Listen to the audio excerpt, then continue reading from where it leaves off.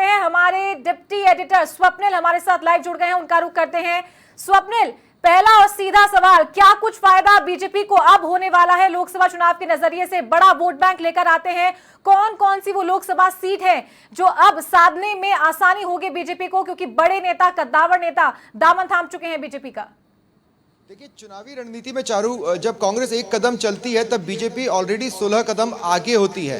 एक joining committee इन चुनावों के लिए बीजेपी ने बनाई थी और इस ज्वाइनिंग कमेटी का काम यह था कि जो नेता बीजेपी में आना चाहते हैं उनसे बातचीत करके उनसे ये देखा जाए कि भाई इनके आने से पार्टी को क्या नफा है, क्या नुकसान है, और उसके आधार पर पार्टी ये तय कर रही थी कि किन किन चेहरों को शामिल करना है। इसलिए बहुत से नाम चर्चाओं में है। जाहिर तौर पर इस ज्वाइनिंग कमेटी ने यह भी सोचा है कि महेंद्रजीत सिंह मालविया के आने से आखिर पार्टी को क्या फायदा होगा। सीधा फायदा जो नजर आ रहा है वो नजर आ रहा है उदयपुर संभाग में, खासकर वो जो आदिवासी बेल्ट है वहां पर अपनी स्थिति को मजबूत करना।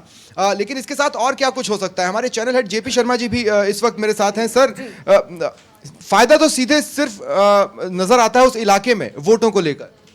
नहीं स्वप्निल, आप इसको केवल उस इलाके तक सीमित करके मत देखिए, और आप इसको बीजेपी की जो लार्जर स्ट्रेटेजी है उसको समझने के लिए एक इशारे के तौर पर मेरे ख्याल में इसको देखा जाना चाहिए।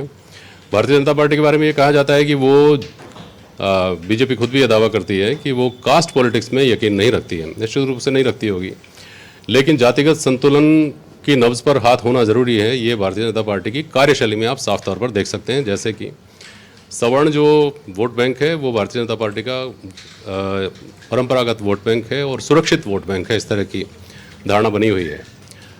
इस बार चुनाव में खासतौर पर एसटी और ओबीसी में जो शेखावाटी के एरिया में किसान वर्ग का जो वोट बैंक है उसको लेकर पार्टी में चिंता या पार्टी में इसको लेकर लंबे समय से विचारों का दौर चल रहा था। और इसी बीच प्रदेश अब ये बात आप तय मान लीजिए कि भारतीय भारतीय जनता पार्टी ने उस वागड़ के इलाके में, उस आदिवासी इलाके में कांग्रेस के सबसे बड़े चेहरे को, या आप यूं भी कह सकते हैं कि उस इलाके के कांग्रेस भाजपा सारी पार्टियों में मिलाकर जो सबसे बड़ा चेहरा, आदिवासी चेहरा वागड़ इलाके का है, उसको अपनी तरफ मोड़ लिया है। सिग्निफिकेंस ये है बात की कि वागड़ में ही आपने पिछले दिनों में देखा कि बीएपी ने पैर पसारे।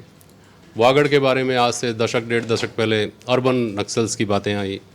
वागड़ में ये आवाज़ें उठी कि हिंदू जो कोड है उससे हमको अलग किया जाए, आदिवासी कोड को अलग किया जाए, इस तरह की बातें उठी।